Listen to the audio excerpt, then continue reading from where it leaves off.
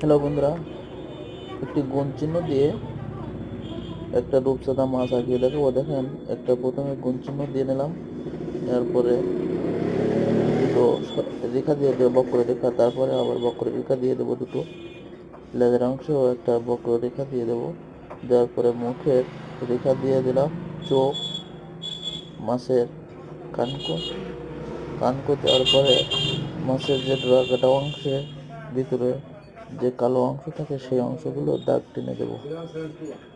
দেওয়ার পরে মাছের পাখনায় যে শিরা থাকে সেই শিরাগুলো রেখা দিয়ে দেবো, লেজের শিরাগুলো দিয়ে দেবো। দেওয়ার পরে মাছের গায়ে হলুদ কালার সাজিয়ে দিলাম।